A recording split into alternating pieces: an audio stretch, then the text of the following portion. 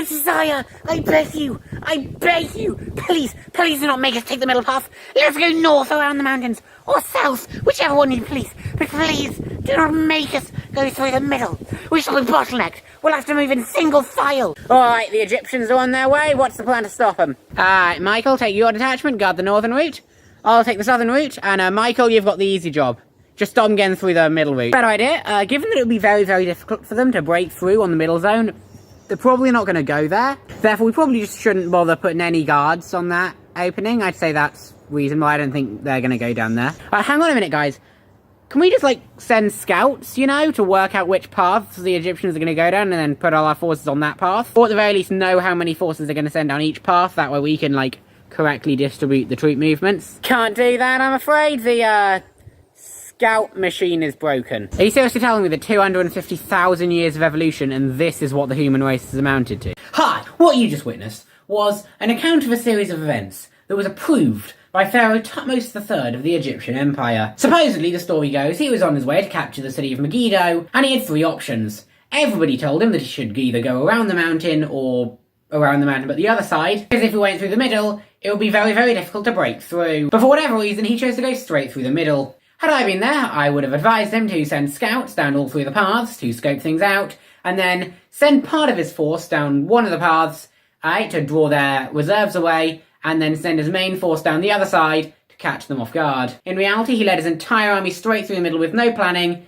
and luckily, the Canaanites on the other side had thought he wouldn't be stupid enough to go through the middle, didn't bother putting any forces there, and didn't even leave a single scout to work out which one he was going to go down. Now listen, I'm not saying this is impossible, okay? It's perfectly plausible, alright? You know, the idea that they forgot to send any scouts, well, that's happened before and after. In 1859, the Battle of Solferino took place. It was the largest battle since Leipzig, and neither side was actually bothered to send out any scouts, because they thought they were going to be the ones attacking the other, which is why both sides actually caught the other by surprise on the Battle of Solferino. And that was, by the way, 3,000 years of military strategical development later. However, I still think that in almost every battle, you do attempt to do some reconnaissance on the enemy sides. Like, I struggle to believe that they didn't think to just, you know, not even send a single scout. The other thing I'd like to point out was that everybody advised the Pharaoh to make the bad decision, and yet he chose to make the good one. You know, he's the only one, according to the sources left at the time. I do consider this almost certainly made up personally.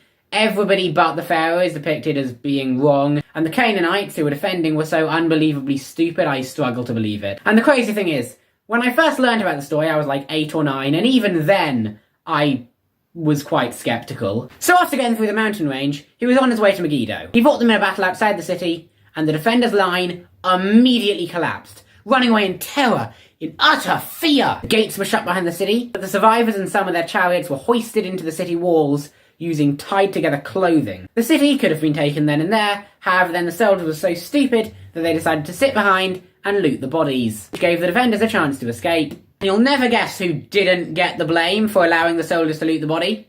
That's right. The Pharaoh. It was the soldiers' fault. Why are you so greedy at looting? You know, go win the battle. Which is why it took 7 months to starve the city out.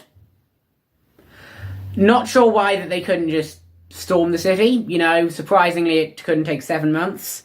But yeah, the Pharaoh is portrayed as never having made a mistake. Everything bad that did happen or would have happened was other people's fault. The account does admit they plundered 22,500 sheep from the city, presumably to use on Egyptian farms. Every country that lost the battle, and there were several, were forced to send a son to the Egyptian court to receive an Egyptian education. That way, when they returned, they would govern with Egyptian sympathies. Once again, the Battle of Megiddo likely did happen. However, I think lots of the details are almost certainly faked. We know that this was written under the watchful eye of Thutmose III. Post-production Ben here. I just realised that if they'd really starved the city out after 7 months, why was there 22,500 sheep to plunder?